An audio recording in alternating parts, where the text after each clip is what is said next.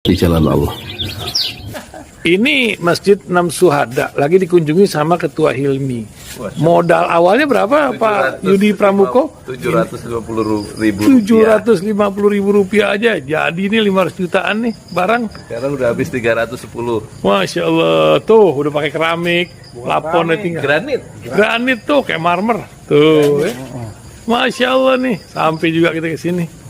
Masjid Enam Syuhada, ngapa namanya Masjid Enam Syuhada, Ya, Pak Yudi? kita mau mendokumentasikan perjuangan dakwah nama anak muda pengawal Habib Rizik Syihab itu. Masya Allah. Yang dibunuh sama orang jahat di kilometer 50. Kilometer 50 ya. Itu kan simbol memperjuangkan dakwah itu kita harus memberikan segalanya untuk Islam kan ya. Untuk Masya dakwah Islam. Allah. Dan nama anak muda itulah yang sudah memberikan segalanya untuk Islam. Masya Allah. Apa nanti nama pemuda itu ada juga di sini mungkin diterapkan? Mungkin namanya 6 syuhada. 6 syuhada Iya, itu, 6 syuhada dipasang di sini, 6 syuhada. Beb Ali, apa yang dikomentarin dari ini semua, Beb Ali? Masya Allah, luar biasa. Dari uang 700.000, kalau pengen ternyata bisa. Bisa. Allah kirim. Tuh, bisa. Ya, dengan Masya. dengan masuk satu gang kecil, tapi Bapak ini luar biasa. Kecil tuh. Oh, Masya Allah ya. Satu call aja. Masya Allah. Perjuangan Pak Yudi Pramuko, YouTuber sejagat paling tua. Tertua di semesta. Tertua di semesta. Masya Allah. Tukang donat. Tukang donat. Tukang donat dari Paru. Ini saya laporkan dari lapangan ini, langsung dari Masjid Enam Syuhada. Masya Allah. Dan ini dia. Dalam lihat ah. Tuh, lihat tuh masjidnya. Tuh imamnya di situ tuh. Malam-malam lagi kita. Masya Allah. Masih kurang nih. Atapnya katanya transfer aja. Assalamualaikum warahmatullahi wabarakatuh. Saya Yudi Pramuko, tukang donat dari Parung, YouTuber tertua di semesta. Keputusan itu penting dilakukan oleh seseorang sehingga hidupnya bisa berubah ya. Pengambilan keputusan itu. Siapa itu? Surya Paloh mengambil keputusan yang mengubah landscape politik Indonesia dengan mencalonkan Anies Baswedan ya.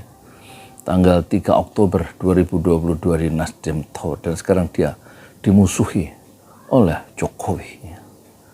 Kemungkinan proyek dia yang di Freeport yang sudah 30 tahun lebih, yaitu tentang bisnis makanan catering yang setahun konon nilainya 500 juta dolar menurut Tempo ya, menurut Tempo Digital yang kemarin saya baru langganan 150.000 sehari saya baca. 500 juta dolar itu diancam diganti ya.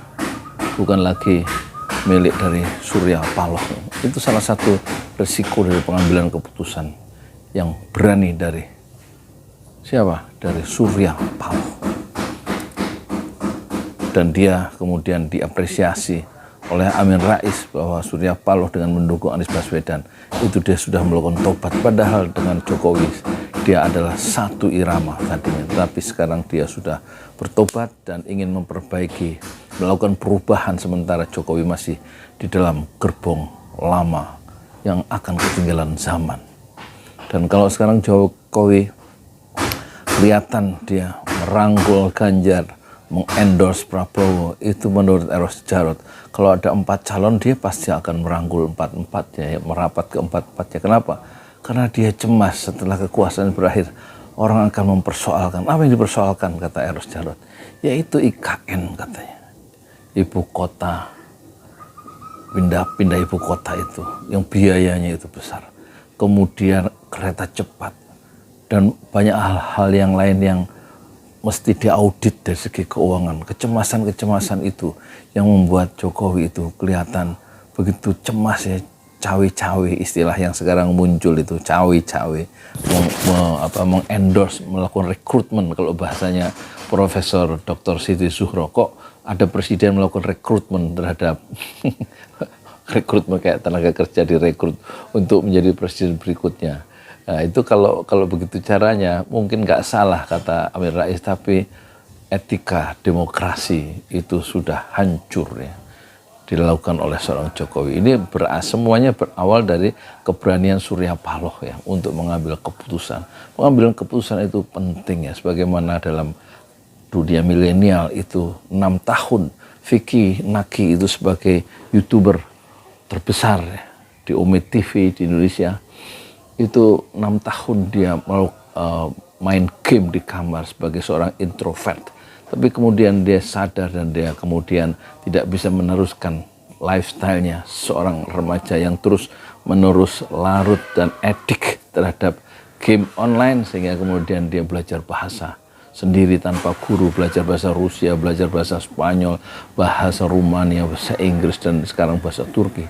Dan sekarang dia memiliki penghasilan yang luar biasa dari vlog-vlog yang dibikin, percakapan-percakapan dalam Umi TV dengan segala bangsa dalam bahasa Spanyol, Rusia, Rumania, Inggris, Turki, dan lain-lain. Jadi pengambilan keputusan yang dilakukan oleh Vicky Naki meninggalkan ya kebiasaan lama yang tidak produktif, yaitu main game online, diganti dengan belajar yang keras siang malam, mempelajari bahasa asing sebagai alat untuk berkomunikasi dalam platform Umi TV, menjadikan dia berubah sama sekali. Dan landscape ya kaum milenial juga berubah, terinspirasi oleh Vicky Naki yang sekarang sudah menjelajah Eropa dan membeli rumah, 2 buah rumah yang cukup megah dalam usia 22 tahun.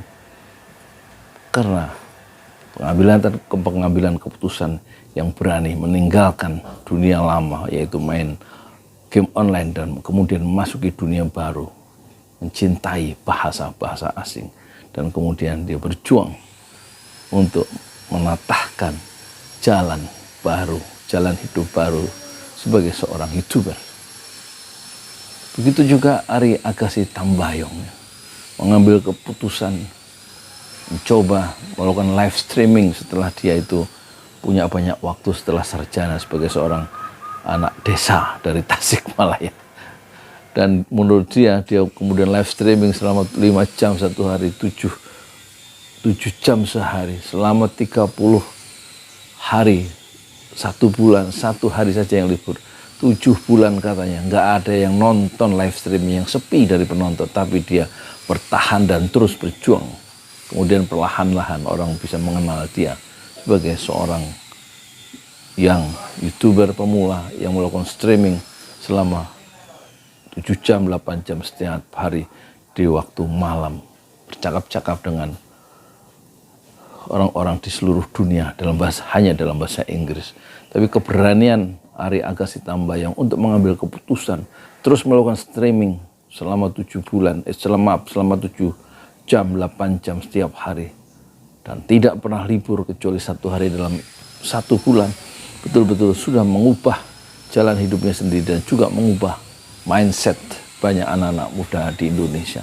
Dan sekarang dia sudah bisa menikmati hasilnya. Banyak orang mengenal dia dan dia mendapatkan pundi-pundi emas sebagai seorang YouTuber Umi TV. Dan dia sudah bolak-balik ke Turki dan memiliki seorang kekasih yang kemudian dia diselingkuhi oleh Songgul, kekasih yang pertama, dan sekarang dia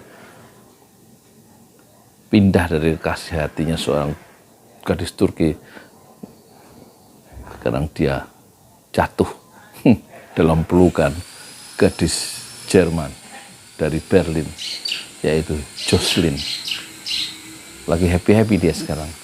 Jadi faktor semangat adalah faktor yang primer ya. Faktor kebangkitan itu selalu harus dari dalam, yaitu semangat, kerja keras, pantang menyerah. Dan kemudian dia menjadi masyhur sebagaimana Putri Aryani itu adalah faktor ditopang oleh faktor YouTube, faktor yang mempercepat.